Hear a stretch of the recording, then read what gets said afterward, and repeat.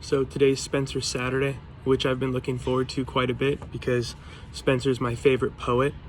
And I think the first thing that I wanted to share was the quality in which he makes his fairy queen. So Spenser writes, he writes an epic called The Fairy Queen, which isn't about, fairies or anything like that.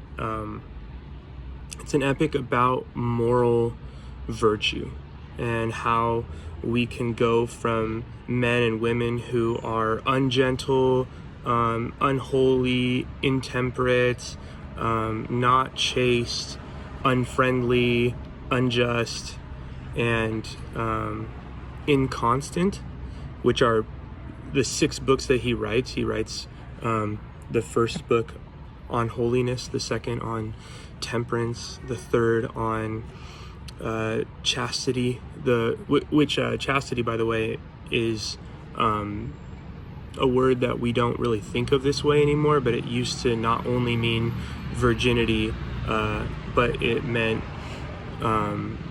singleness of mind.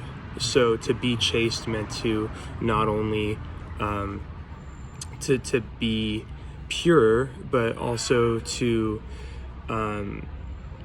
maintain a thought without losing it. So obviously virginity is a physical form of chastity, but it does extend beyond that.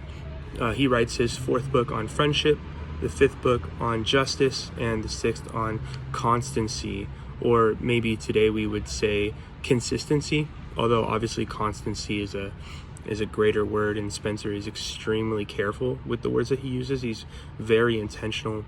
And one way how I wanted to show that today was with the word legend. So the way how he literally begins the first book of the Fairy Queen, containing the legend of the night, or the Red Cross night, or of holiness. So it's the legend of the Red Cross night, right? And I just wanted to read this opening section that Drayton writes in his commentary on this, where he says, "The word legend, so called of the Latin gerund legendum, and signifying by the figure hexoch, things specifically worthy to read, was anciently used in an ecclesiastical sense, and restrained therein to things written in prose touching the lives of saints. Master Edmund Spenser was the very first among us who transferred the use of the word legend from prose to verse, nor that, unfortunately, the argument of his books being of a kind of sacred nature, as comprehending them in things as well divine as humane. And surely that excellent master, knowing the weight of the use of words, did competently answer the decorum of a legend and the quality of his matter, and meant to give it a kind of consecration in the title." So you can see, just before he even gets into the actual work itself, Spenser's already changing the use of words. He's inserting the word legend not as something to be used of in prose, but instead to be used poetically. And that is a linguistic difference. It's something that we haven't seen before.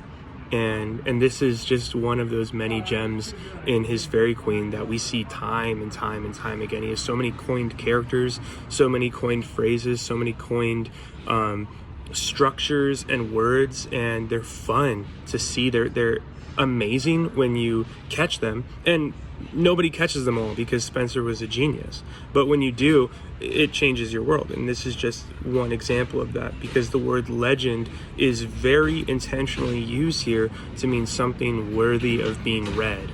And so what is worthy of being read? A contemplation on holiness, right? What is holy and what is not. And we'll talk about this more, but the intention of the book is, in his first book, Holiness, the intention is to discern between what is good and evil. And so what is worthy of being read? Things that teach us discernment, right? And if we can ascertain what is good and what is evil, then we can live holy lives. It is now offered to us. And then, of course, as Milton writes later, that the intention of holiness is not only to know it, but also to prefer good over evil. So I'm really excited to go over this. That isn't even the beginning, what we call a proem, right? That's just the that's just the word that starts the first book, and he writes 6. So I'm super excited, and I hope that you guys enjoy some of this